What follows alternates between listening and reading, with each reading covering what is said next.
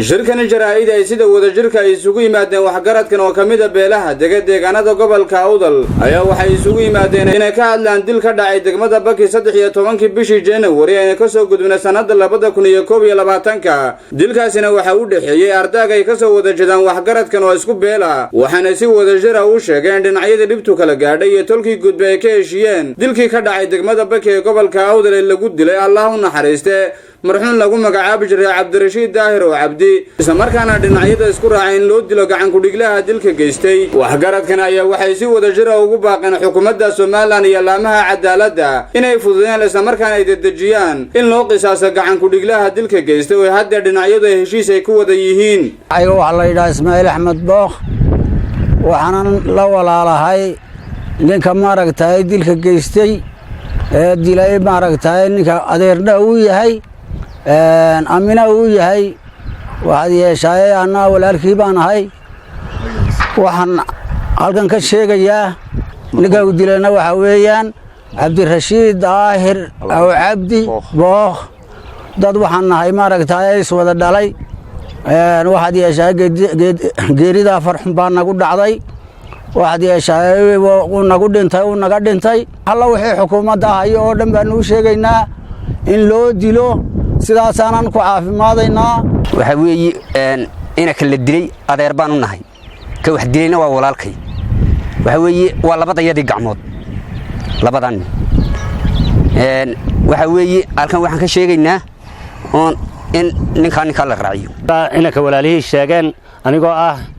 marxuum ninkii Daahir oo Cabdi oo ah marxuumka la dilay aabihi sida inamadu sheegeen dibgeysta walaalihii waan ku qanacsanahay in la noo dilo saasan nabadgelyadu iyadu ku jirtaa in ninka la raaciyo si kale oo ku bogsanayno nabadgelyo ku jirtaa ma jirto kala dilay iyaga wax dilay waa xigto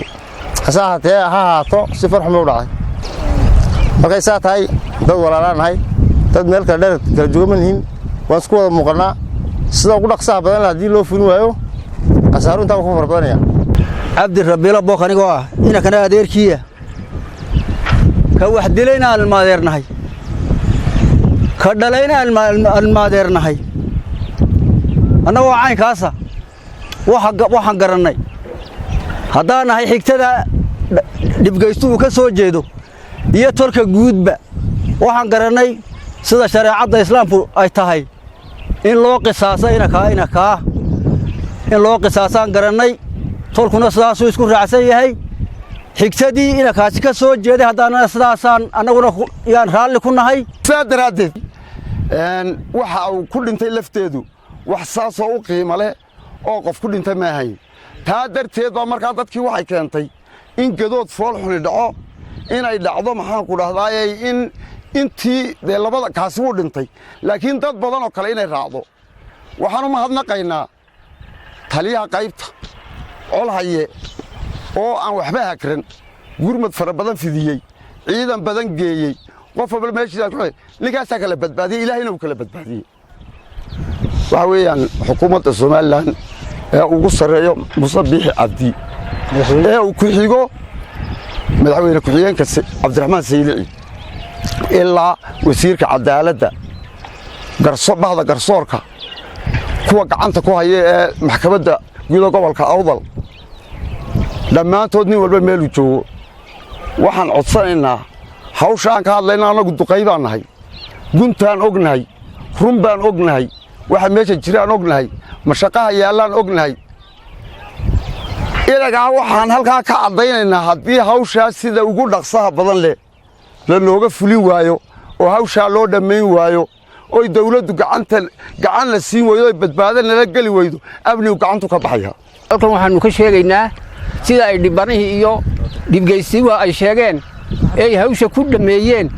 ay hore ugu xariiqeen iyaanu annaguna haddaannu odayaashii nahay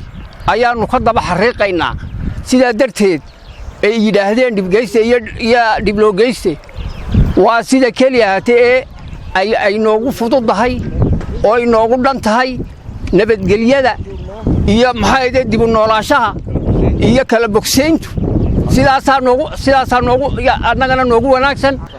haddii alla ka dhigo waxay beesha goba kaa codsanay dawladda ka codsanaysaa nin walay qusayso iyo xafiis walay qusayso iyo haddii alla ka dhigo mudane madaxweyne waxaannu idinka codsanaynaa haddii alla ka dhigo 99 baan jiray 99 kaan jiray sheekana kuma maqal aragtina waa ii kow gobe isdila aragtina waa ii kow sheekana kuma maqal odayaashiiga horeeyay kama aan maqal yaa kol hadday xaaje uguba nagu tahay wayna curad nagu ahayn ugub nagu tahay yaa way nagu dhib badanaysaa waxaan